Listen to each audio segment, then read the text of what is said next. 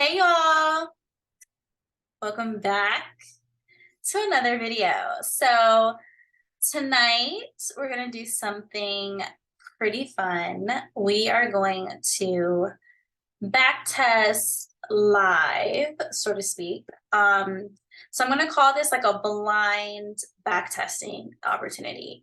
So I'm gonna show you guys exactly how I would backtest, and pretty much I'm going to do this backtesting as if I was live trading. Um, awesome. So this is what we're going to do. I'm going to actually compare the day that we're looking at with Forex Factory as well, to kind of have that real-time trading experience, to see news announcements in the market also. So I'm going to like walk you guys through the full step 1, step 2, step 3 of what I would be doing trading, and then we kind of can get some proof of concept too of just like my strategy and how I trade, and you guys can kind of see like how those trades play out, the risk to reward that I'm using, like the full stop. So I'm super excited. So we are now back on April 23rd. Since I take entries off of the 5-minute, I can only go back as far as April 23rd, 2023. So I'm going to come over to Forex Factory, and I'm just going to take us there. April 23rd is a Sunday, which is perfect because that is market open. No news. Okay, so I'll start us off on April 24th. So essentially, you guys can see down here, right here where my cursor is, that is New York session, 5 a.m. Pacific time, 8 p.m. Eastern, Monday morning New York session. Okay, so pretty much what I am looking for, we're gonna get right into it. I'm looking at this white zone here. It's my kill zone.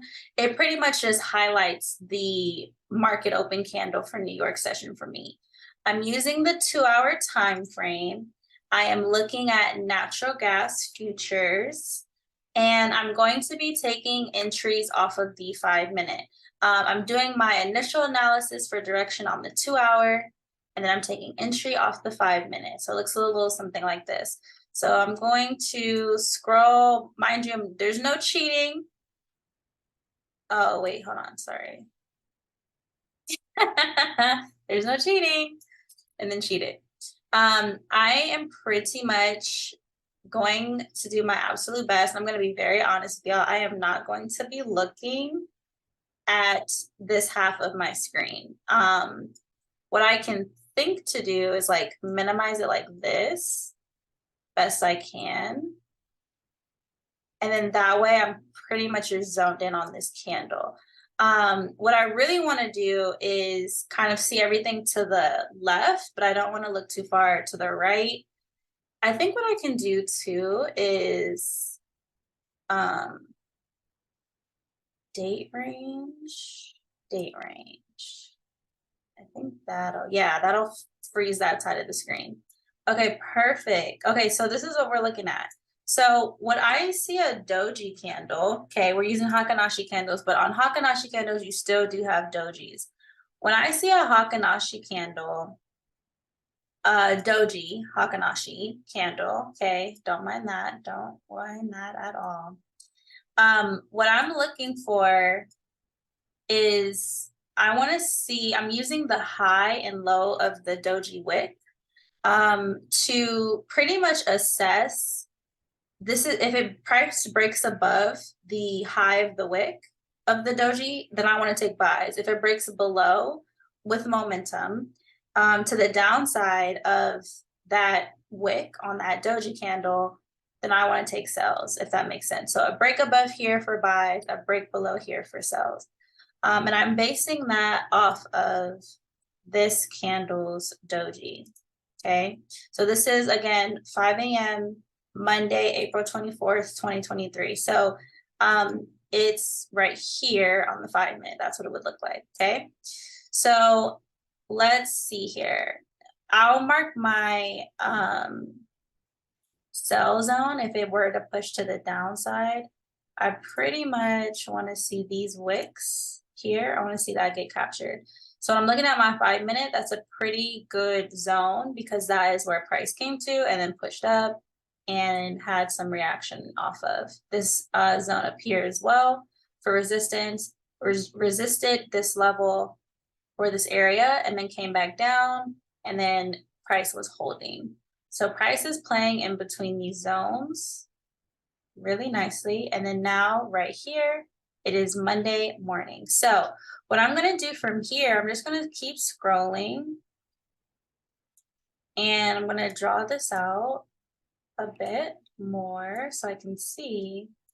And I'm just seeing where the break happens. If we break to the upside, meaning if price breaks and closes momentum anywhere up here in this area, I want to be taking buys and ride that buying momentum. If it breaks to the downside, I want to ride that selling momentum.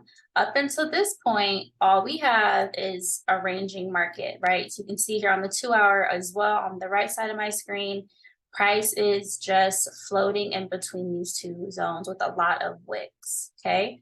So I'm scrolling, I am being patient at this time. And personally, I like to take trades at 7 a.m. or later. Anything before then, I'm not too pressed about getting into, if I'm honest. So I'm also looking at this. It is 6:55. 7 a.m. Okay, perfect. So I'm gonna mark this off for you guys so you can see 7 a.m. is that candle there. So I'll do it like this. That is a 7 a.m. candle. So that is also the candle for this zone where I start to see like we're inching above a break, right? Just barely. So what I want to do is I want to wait for price to pull back to this zone or just have a pullback, and then I want to enter for buys. At this point, we have a confirmed direction that I'm going to be trading in. I'm looking for long positions. So I see this pullback. What I'm going to do, I'll just place my, okay.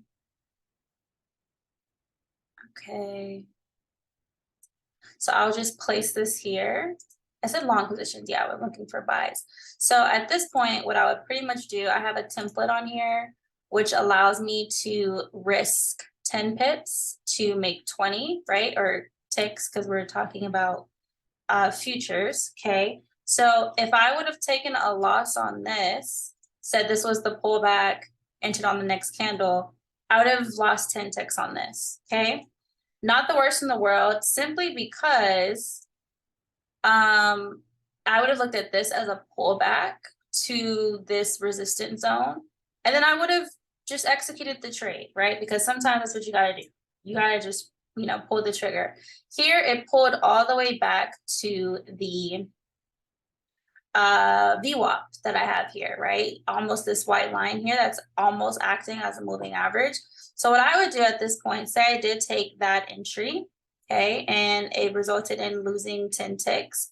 What I would do is I'm going to say, okay, from where this momentum pretty much started to where the momentum started to pull back, I want to draw my fib on here, and I want to see what price is doing. So I'm going to draw this out so I can really look at this. And I'm going to say, okay, cool. The momentum started down here. Now, right here in my pullback areas, okay, I start to see price broke through all of these two zones, the 61.8 and the 50, it broke through with momentum. So at this point, I'm going to let price have its moment and just see what it does, right? Simply because that doesn't mean I'm going to start taking sells. That means if price was breaking below to the downside, again, right, I'd be looking for sells. Right now, this is just not the cleanest market behavior for my buy setup that I'm still looking for, okay? So I'll take fib off and I'll just say, okay, you know what? Price isn't ready for me. And then what I'll do is I'll just continue to draw my zones out. So it's at this point in the day, about 3 hours have passed, okay? Wouldn't be looking to take the sell. I'm still looking for the buying opportunity. So when price started to form structure, right? So you see price come down and then price pulls back up. And then you start forming higher highs at this point. That is when I would be looking to take an entry. So about here is when I would have felt comfortable to take a setup off of the zone. And I would have taken my long position. Would have given it a candle, to be honest. And then I would have drew this here, so you can draw it out so you guys can see.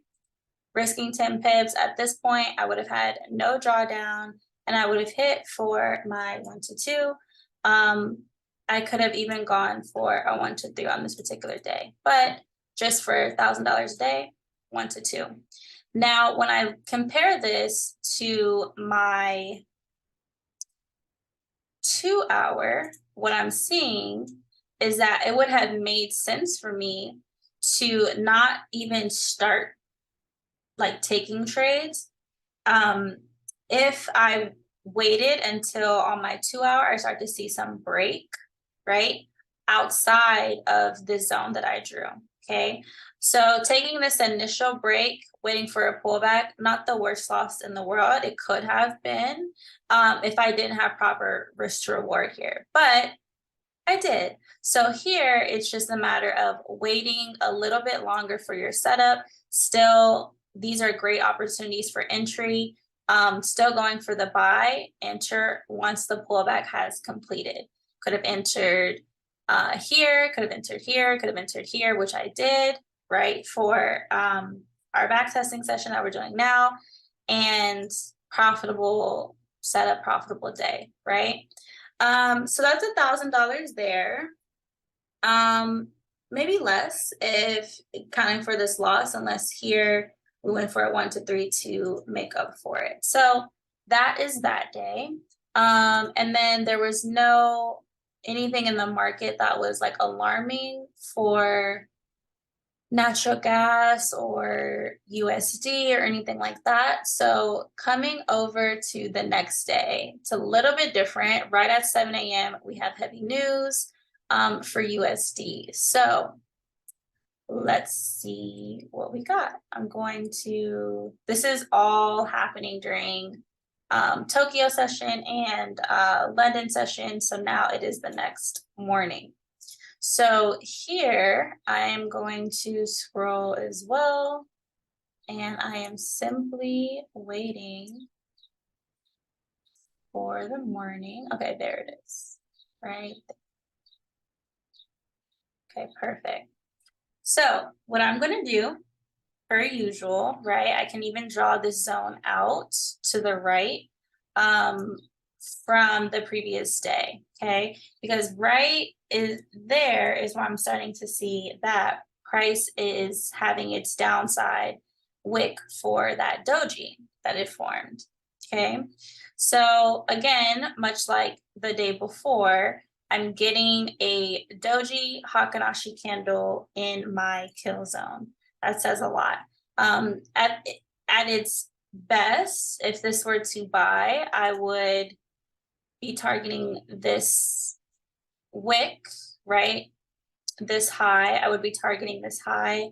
When I say this wick, I'm referring to this one to form this area. So if price were to push to the upside, I would be looking to target this area as like my furthest TP.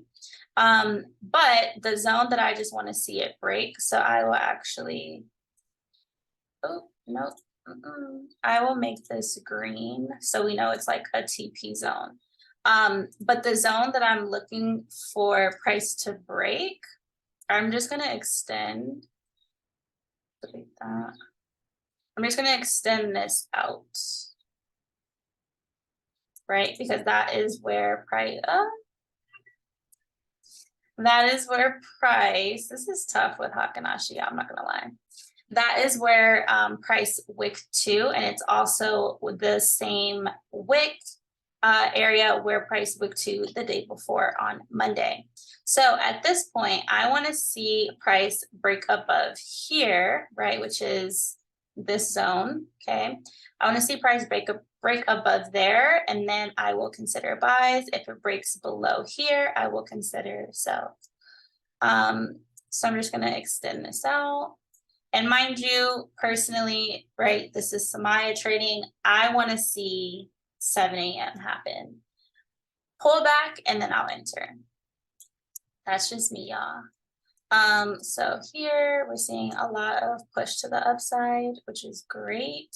We have a confirmed direction. At this point, if I get a break outside, like start to truly break above here, I'd be more than happy to take a buying position, to take a long. So now I'm going to mark off 7 a.m.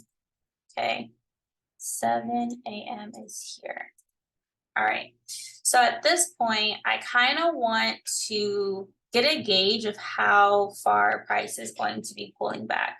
So price is pretty much just forming structure. So if I zoom in this way, you can see price is pulling up and then forms a higher high, higher low, higher high, higher low, higher high, higher low, right? And it's just consistent with structure, higher high, and then this is when we start to get a break of structure.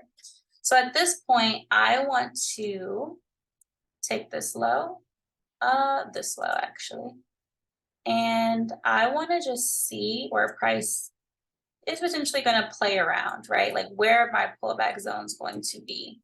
So here are my pullback zones. I want to see price start to push up off of these key zones, like the 50, the 61.8, somewhere around there. And then surely if and when price breaks above this buy zone that I have, then we'll just take buys from there. So what I'm looking at, you guys can kind of see here exactly what I see. So all of this is price just pulling back, okay? So again, this orange line straight down the middle of your screen is 7 a.m. So price is essentially just coming back to some of these previous areas. If I draw this straight out, okay? Price came and touched here, price broke here, but here it's acting as a support area. It broke through that support, came back, broke above that support, where it was acting as resistance here, and now price has just come back. So price is just loving this area, right? So when I'm put my fib on it, I know that's not random. The price loves that area because it's a pullback zone, right? So at this point, I'm going to continue to draw this zone out further to the right as time is going on. And off of the 50% level on my fib, I could have seen this candle here at 755 and taken an entry off the next candle. That is one entry. For an entry like that, which is really like pretty early for this overall move that it's trying to make, I would go for a 1 to 3. But waiting for price to break above the zone, I would go maybe for like a 1 to 2 just for risk management purposes. So at this point, wait for that candle to close, take the next one. Now I know, okay, officially we are going away from the pullback and now we're ready to like actually have a move. So I'm going to put my template on here for $1,000 a day and no drawdown. And we go straight for a 1 to 2. Like I said, for this type of entry, I would be more than comfortable to go 1 to 3 and just target the top of this zone. And let's see what we get. So price continues to literally just climb from there. It also matches up on my 2-hour time frame. Oh, don't know what happened. Oh, here we go. It matches up on my 2-hour because it is at this time at 9 a.m. So let's see where that move happened. I would have taken this actually within that within that time frame, but I would have taken this like around 8 a.m. So that's that this candle here. Okay. Right, that's 7. It goes from 7 to 9 a.m. on the 2 hours. So I would have taken it off of I would have taken it at 8 a.m. roughly. You could have even like took it here as early as that next candle when it was pushing up the 50, or waited for that small pullback to happen and then just rode that wave there.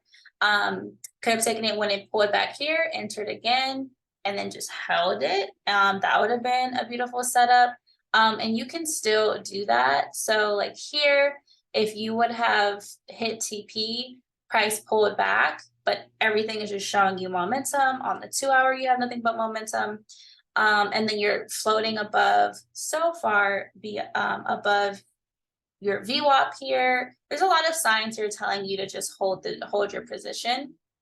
So here I would have taken another one potentially, and that could have been another $1,000 like there. No drawdown, and just went for it. For something like this too, is another one what I would feel comfortable taking a 1 to 3. But you could pretty much do the Hakanashi exit method, where you just hold this trade until you see an opposite color candle, which would put you about here for like a 1 to 5.3-ish, right? Excellent trade, excellent day, even with the news at 7 a.m., just so we can see like what that played out as. So this was the 7 a.m. again. Didn't have a huge impact for this to be USD. Just curious what the details were. Forecast for currency. Released monthly on the last Tuesday of the current month. Financial confidence is a leading indicator of consumer spending, which accounts for a majority of overall economic activity, and so forth. Conditions including labor availability. So yeah, not so much impacting natural gas. So I guess that explains why there wasn't so much of like a big spike or anything like this. This particular day, this is still Tuesday, but this is just Asian session. That is a huge, like that one move alone is definitely news. So let's see. That was about, let me close this. How do you, oh, there you go. What time was that? So that's about 1500. It's about 3 p.m. Pacific. Nothing here, but these might have still impacted oil, even though they're not USD. Consumer index price, currency, okay.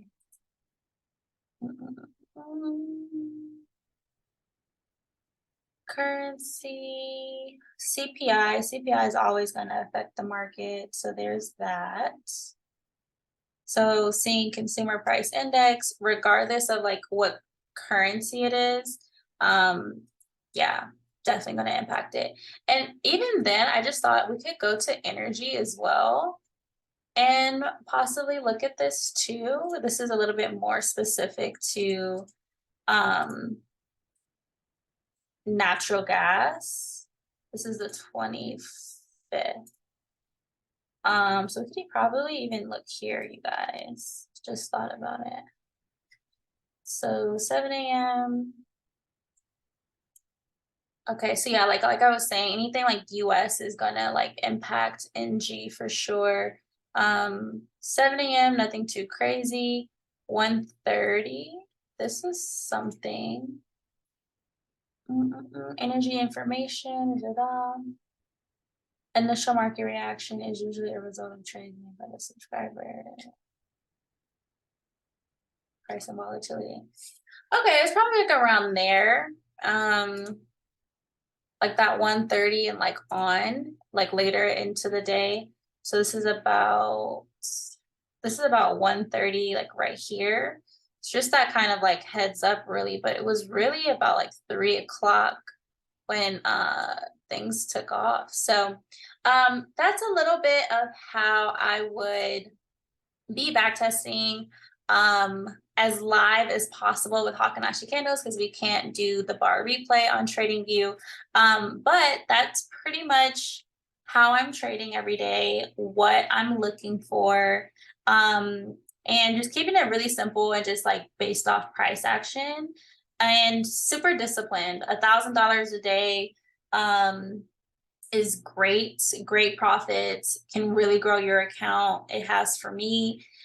So yeah, that's pretty much it. If you guys have any questions at all, you know where to find me.